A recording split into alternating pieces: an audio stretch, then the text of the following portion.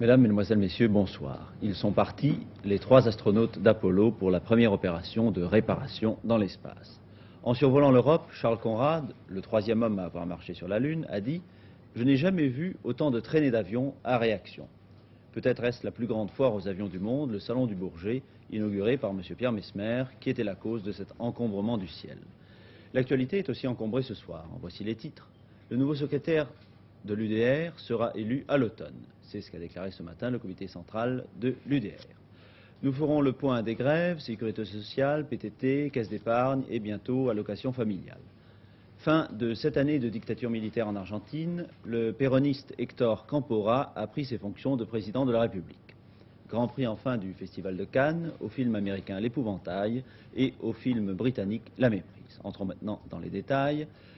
3 astronautes sont en route en ce moment même pour tenter de remettre en état la station spatiale Skylab endommagée le 14 mai, peu après son lancement. Les Américains espèrent que les réparations pourront être faites et que des hommes pourront ainsi séjourner longtemps à bord de Skylab. Quand le dépannage aura-t-il lieu? Eh bien, ce dépannage aura lieu en principe à partir de 21h31 ce soir. Ce soir, en effet, à 21h31, la cabine Apollo va venir se placer tout d'abord autour du Skylab et va inspecter exactement l'étendue des dégâts par pilotage direct de la part de Conrad. Cette cabine va donc venir examiner tout le Skylab. Puis, si, semble-t-il, pour les astronautes, il n'y a pas de danger, la cabine Apollo va venir se fixer, normalement, sur le Skylab par un arrimage correct et traditionnel. Ceci n'est pas nouveau et il y aura donc arrimage. À ce moment-là, les astronautes vont inspecter le Skylab. Et ceci, nous ne le verrons pas en direct car il n'y aura plus d'émission de télévision. Mais je vous signale qu'à partir de 21h31 ce soir, nous aurons 2 inserts en direct sur le Skylab vu depuis la cabine Apollo. Et je pense que ces images pourront être assez étonnantes car nous verrons enfin les bricoleurs de l'espace prêts à travailler. Vraiment, c'est la première fois que dans l'espace on bricole au Chatterton et à la clé à molette. Revenons, si vous le voulez bien, au lancement d'aujourd'hui, qui s'est déroulé sans aucun problème. Un lancement tout à fait correct, mais qui n'a eu aucun succès, comme nous le confirme tout de suite en direct notre envoyé spécial sur place, Michel Enfrol. Il faut remonter au lancement expérimental de la première Saturne V en novembre 1967 pour retrouver aussi peu de spectateurs au Cap Kennedy. 2 heures avant le départ, lorsque nous sommes passés le long des plages où par centaines de milles s'entassaient les curieux et les fanatiques de l'espace à l'époque des vols lunaires, nous avons compté en tout et pour tout 8 personnes, je dis bien 2 fois 4. Disons qu'il en soit venu un peu plus avant 14 heures, mais je crois qu'on est loin de la foule et la tribune de presse elle-même, pleine à craquer pour le lancement de Skylab le 14 mai, était à moitié vide. Il faut dire aussi que la météo favorable au lancement des astronautes n'était guère tendre pour les spectateurs. Orage pendant la nuit, la foudre devait d'ailleurs toucher la base de lancement et interrompre le compte à rebours. Pluie par intermittence et gros nuages noirs qui, 3 secondes après le lancement, cachaient totalement la fusée. 15 minutes plus tard, éclatait un nouvel orage. Sur le plan technique, en revanche, tout s'est passé sans bavure. La mise sur orbite s'est effectuée 10 minutes après le lancement. 6 minutes plus tard, la cabine Apollo se séparait du 2e étage de la fusée Saturne B. Et 2 heures plus tard, enfin, commençait la phase initiale de la manœuvre de rendez-vous. Manœuvre toujours en cours en ce moment et qui nous rappelle les beaux jours du programme Gemini. Un détail médical pour terminer, Jean-Pierre, le médecin de l'espace, Joseph Kirwin, a été le moins ému des 3 astronautes lors de la mise à feu. Son rythme cardiaque n'a pas dépassé 90. Le vétéran Charles Conrad 105, mais le novice Paul White, lui, était très impressionné puisque son rythme atteignit 138. Nous vous tiendrons informés régulièrement du déroulement de cette expérience sans précédent. Mais ne quittons pas le domaine de l'espace. Le 30e Salon international aéronautique du Bourget s'est ouvert aujourd'hui. 200 avions, hélicoptères, cabines spatiales attendent 1 million de visiteurs. Arrivé à bord d'un hélicoptère de l'armée de terre, M. Messmer a inauguré cet après-midi le Salon du Bourget.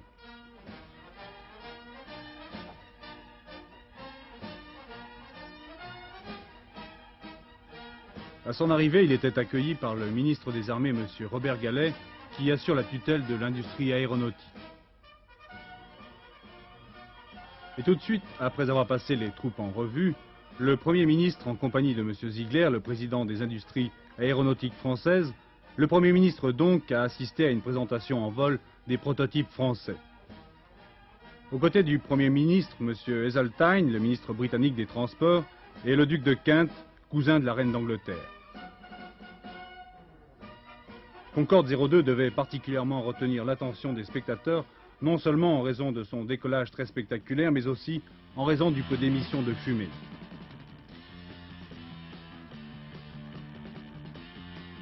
De cette visite du Salon du Bourget se dégage une constatation. L'espace prend la vedette sur l'aéronautique, même si cette année, les vieux coucous connaissent une nouvelle heure de gloire.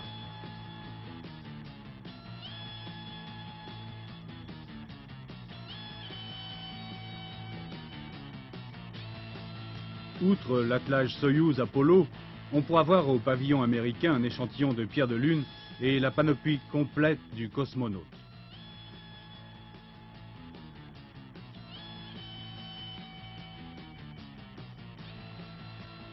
Et puis l'espace, toujours présent, avec le projet de navette spatiale de Rockwell International. On parle d'ailleurs beaucoup de cette société qui a pris avec les constructeurs de Concorde des contacts, Concorde étant construit par la British Aircraft Corporation et l'aérospatiale. Le président Rockwell reconnaît d'ailleurs qu'il s'agit de discussions préliminaires pour une éventuelle collaboration en vue de la construction d'un supersonique de la seconde génération. Car, ajoute M. Rockwell, jamais les États-Unis ne pourront construire cet avion sol en raison de son prix. Le président américain est par ailleurs certain que les compagnies américaines achèteront Concorde.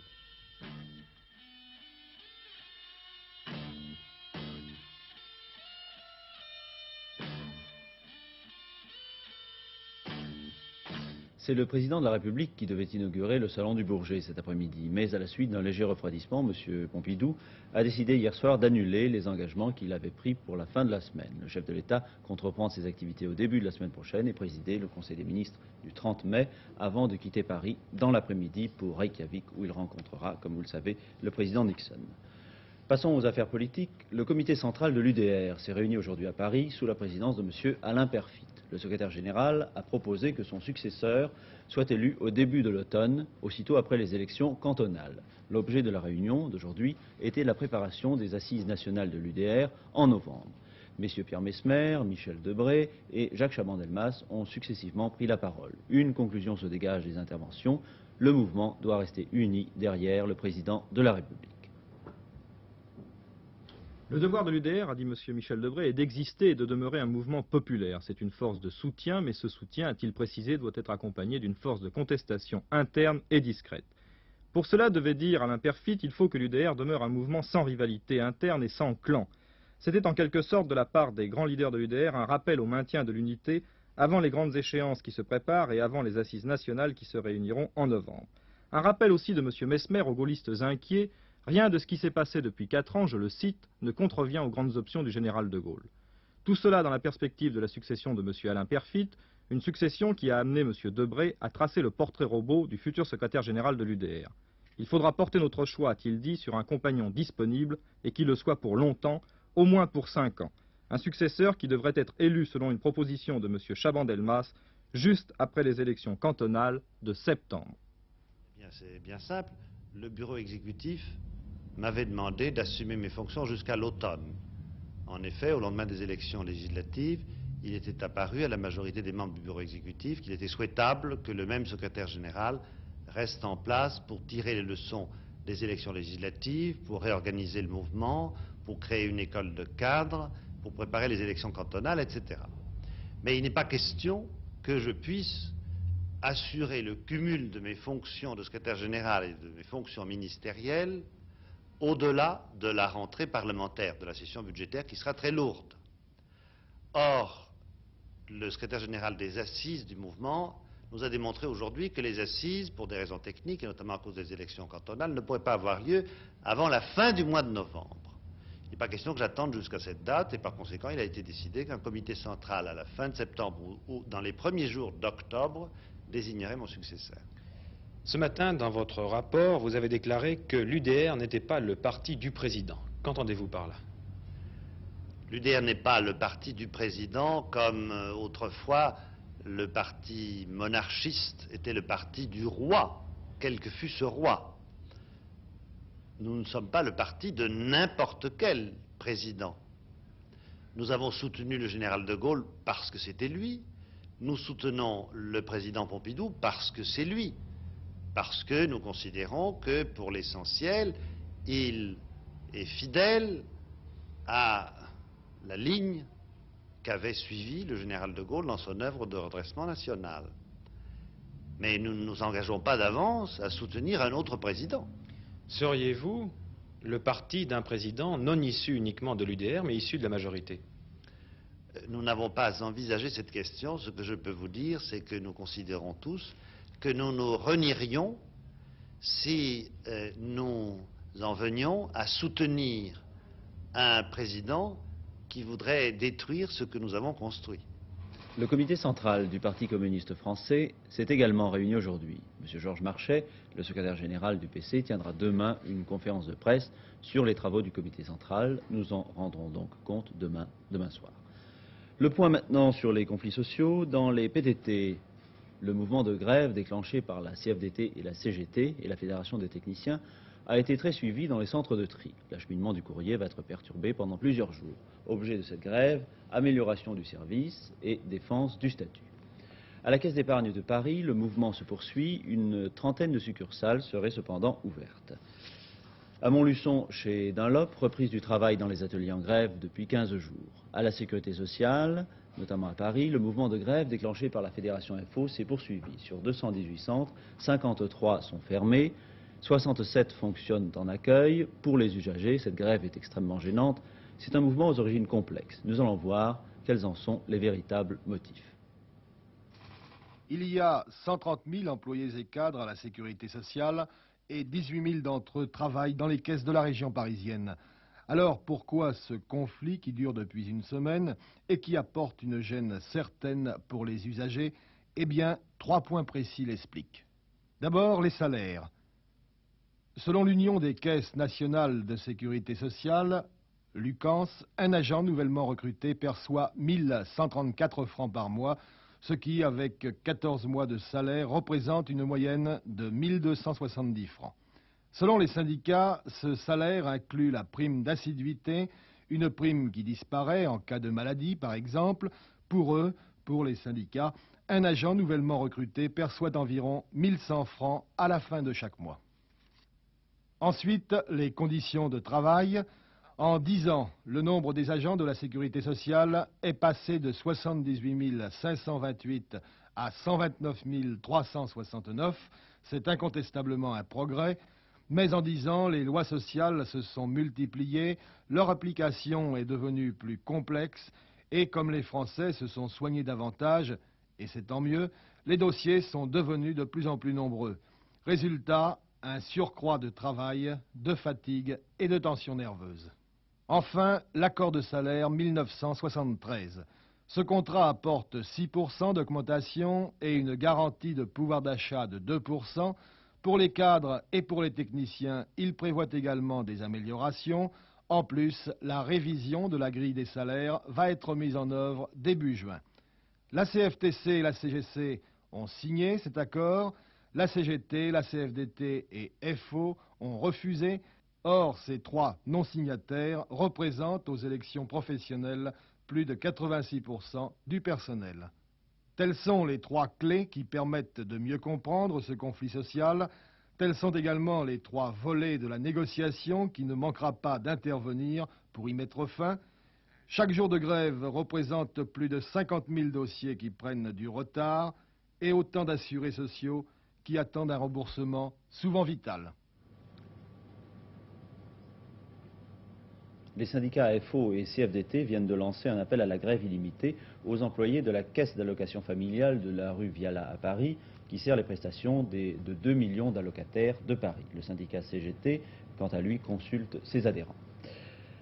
Les nouvelles de l'étranger, quelques instants à peine après avoir pris ses fonctions de président de la République argentine, M. Héctor Campora a dû lancer un appel au calme aux centaines de milliers de manifestants réunis dans le centre de Buenos Aires, qui étaient réunis là pour fêter son élection. De violents affrontements s'étaient produits entre la police et ses manifestants. C'est ce matin que M. Campora a prêté serment.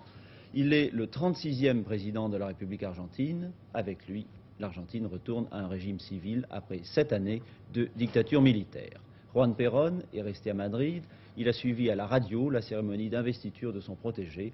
On pense qu'il regagnera définitivement l'Argentine le mois prochain. La grande fête péroniste a commencé tôt ce matin à Buenos Aires. 1 million d'Argentins s'étaient massés sur la grande Plaza de Mayo, la place de Mai, pour assister à l'intronisation d'Héctor Campora à la présidence de la République. Mais au-delà même de cet événement, ces centaines de milliers de personnes ont fêté le retour de la démocratie après 7 ans de dictature militaire. C'est le 11 mars dernier qu'Héctor Campora a été élu avec 50% des suffrages. Cet homme de 64 ans, ancien dentiste, se voyait ainsi porté à la tête d'un pays à nouveau fasciné par le péronisme. Devant les deux chambres réunies et différents chefs d'État invités, dont le docteur Allende, président du Chili, le camarade président, comme Campora veut être appelé, a révélé les principaux points de la politique qu'il entend mener.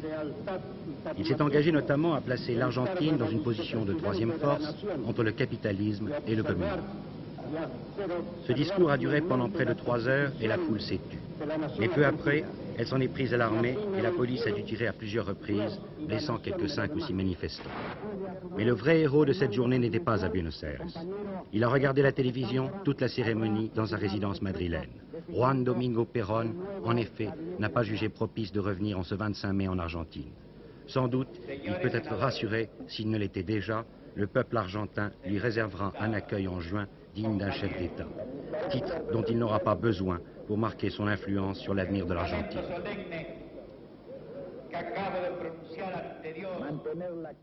Le ministre chinois des Affaires étrangères, M. Xi Pengfei, se rendra en visite officielle en France du 10 au 14 juin. Une conférence extraordinaire de l'Organisation des pays exportateurs de pétrole s'ouvrira samedi à Vienne. Il s'agit de décider des augmentations du prix de l'or noir. Le président de l'Ouganda a proposé à l'Organisation de l'Unité africaine la création d'une alliance militaire africaine qui serait semblable à l'OTAN pour libérer, je le cite, les pays africains qui sont encore sous domination étrangère.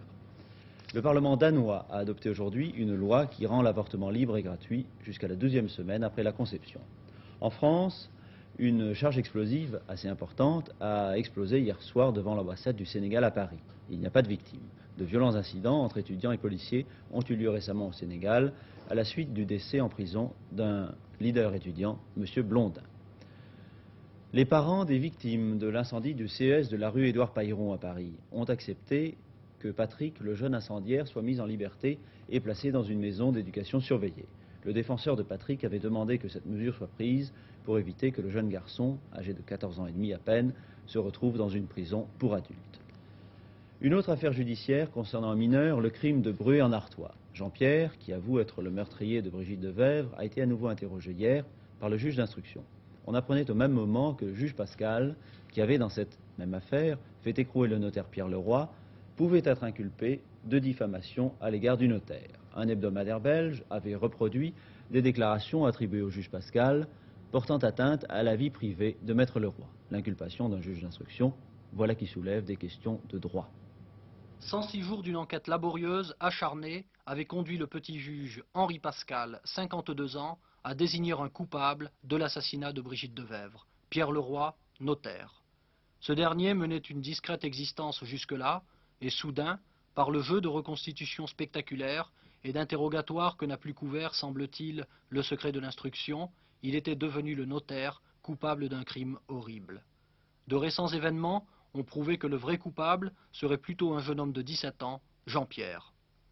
S'il est inculpé de complicité de diffamation, le juge Pascal, qui a d'ores et déjà choisi son défenseur, serait le premier juge de France poursuivi pour ce délit. Maître François Sarda nous explique où se situe le délit de diffamation. En règle générale, l'auteur principal d'une diffamation, c'est-à-dire d'une atteinte à l'honneur ou à la considération de quelqu'un commise par voie de presse, est le directeur d'une publication.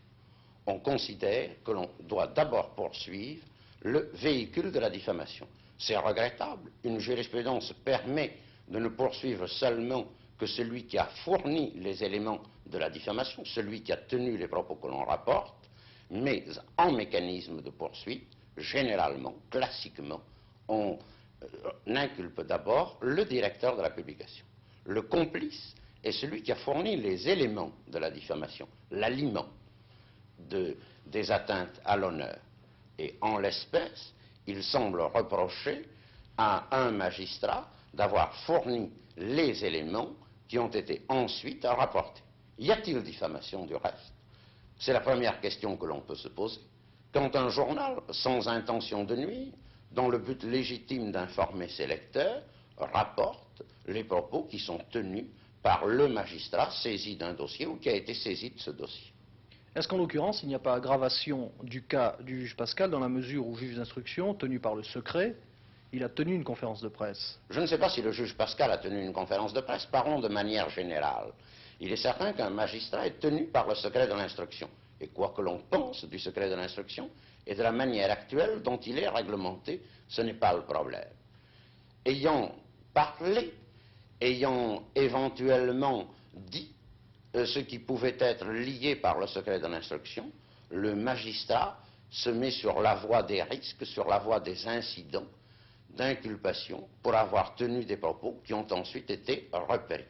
Ce qui s'ajoute à cela, c'est que le juge d'instruction ne pourra pas, pour apporter la preuve de ce qu'il a allégué, se réfugier dans le dossier, puisque ce dossier est tenu par le secret de l'instruction. Passons au sport. Tour d'Italie, l'étape a été remportée aujourd'hui par Gianni Motta devant Felice Gimondi, Merckx conservant le maillot rose.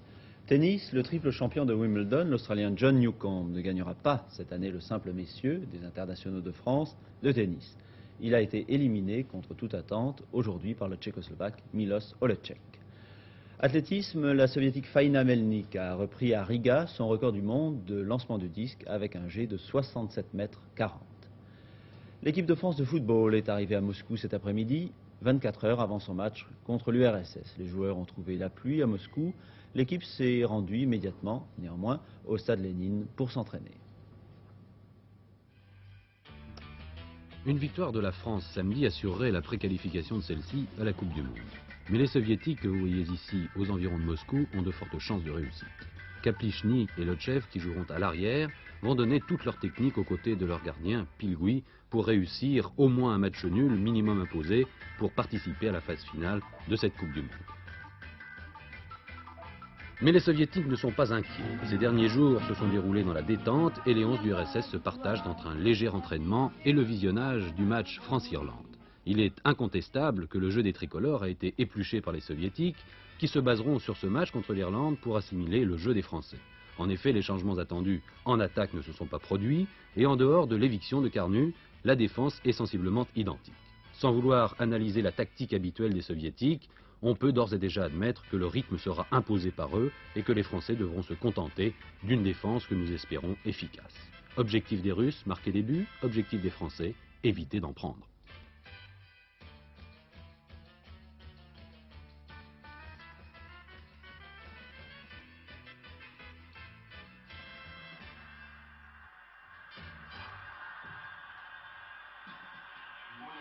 Le Festival de Cannes. Pas de grosse surprise à la lecture du palmarès, la distribution des prix aura lieu ce soir. Les États-Unis et la Grande-Bretagne se partagent le Grand Prix avec l'épouvantail et la méprise. La sélection française reçoit le prix spécial du jury pour La Maman et la prostituée, le prix spécial avec La Planète Sauvage et le prix de la critique internationale pour La Grande Bouffe. Et une fois encore, La Maman. C'est un palmarès sans surprise qui sanctionne ce 26e festival du cinéma. Le succès du film de Jerry Schatzberg, Scarecrow, était attendu. Ce qu'il est moins, en revanche, c'est qu'il doit partager ce prix avec la méprise. Mais le grand film de ce festival, le film qui le marquera réellement, ne figure pas au palmarès. Cris et chuchotements du Suédois Ingmar Bergman était en effet présenté hors compétition. Quels que soient les résultats, ils seront très critiqués, discutés, tant et grand de la part de subjectivité en ce qui concerne l'appréciation d'un film. Il en est ainsi pour les prix d'interprétation. Paul Newman, avec l'effet des rayons gamma sur le comportement des marguerites, avait construit un rôle sur mesure pour sa femme Joan Woodward. Elle a effectivement gagné le prix aux dépens de sa rivale Sarah Miles, qui bénéficie d'une mention, ainsi que les deux acteurs de Scarecrow, Gene Hackman et Al Pacino. Pour le prix d'interprétation masculine, on attendait un Italien, Ugo Tognazzi, qui avait 2 films à Cannes. C'est un autre Italien qui a gagné, Giancarlo Giannini, pour son rôle de paysan venu un peu par hasard à l'anarchie dans Amour et Anarchie. Après les mièvreries des années précédentes, la France figure au palmarès sous diverses formes, tant pour les prix que pour les mentions. Et c'est assez étonnant. Et il figure pour son non-conformisme, pour son audace, il faut bien le dire. Mais M. Astou, précisément, c'est une audace qui n'a pas plu à chacun. C'est le propre de l'audace d'ailleurs, parce que sans quoi ça ne serait plus de l'audace. L'audace, par principe, justement, c'est de faire autre chose que ce que tout le monde aime et tout ce que le monde veut. Mais ça n'est pas de la provocation, n'est-ce pas? Il ne faut pas du tout confondre. C'est effectivement une sélection qui a été faite par un comité de sélection dont j'ai choisi les membres et ensuite à laquelle j'ai participé en tant qu'administrateur du Festival de Cannes, mais qui a été faite parce que nous estimons en effet qu'il fallait que le cinéma français soit présent à Cannes dans son originalité et dans son évolution et dans sa vie, et non pas dans son ronron. Mais le cinéma ne vivra que si on le réveille, sans quoi il s'endormira, il mourra. Je suis vraiment très content, je suis un homme comblé qui, à l'heure actuelle, sans avoir même espéré cela, et à l'heure actuelle, et je le dis bien, consolé de bien des difficultés au cours de ces jours où j'ai été, pour ma part, souvent accusé. Je suis consolé de voir que, d'une part, la critique unanime, la presse unanime de 19 pays ont reconnu comme film méritant une mention seulement les 2 films français sur 3 présentés, et que dans le palmarès officiel du jury, également 2 films français figurent en bonne place parmi les quelques 10 prix qui sont décernés. Vous savez que M. Palmero a déposé une question écrite visant la sélection de la Grande Bouffe. Je sais parce que je l'ai lu dans la presse. M. Palmero a le droit de faire ce qui lui plaît. Le ministre lui répondra ce qui lui plaira. Et pour ma part, je n'ai pas de commentaire à faire sur cette prise de position. Je pense, voyez-vous, mais je ne m'adresse pas à M. Palmero, je ne me le permettrai pas, que ces films-là méritent d'être vus et d'être compris, peut-être avant d'être jugés. Dans tous les cas, les résultats prouvent que la France a bien fait de choisir ses films. Comme vous le dites, et je n'y suis pour rien, ce sont les autres qui approuvent cette façon de voir, et j'espère que l'on pourra poursuivre dans cette voie. Eh bien, à propos du Festival de Cannes, j'attire votre attention sur une émission spéciale qui sera diffusée sur cette chaîne ce soir à 21h25. Elle sera animée de Cannes par Pierre Tchernia. Cette émission reprendra les principaux moments de la cérémonie de clôture. Vous pourrez y voir des extraits de tous les films primés, ainsi que des interviews des principaux lauréats. Je vous souhaite de passer une excellente soirée. Au revoir. Merci de votre attention.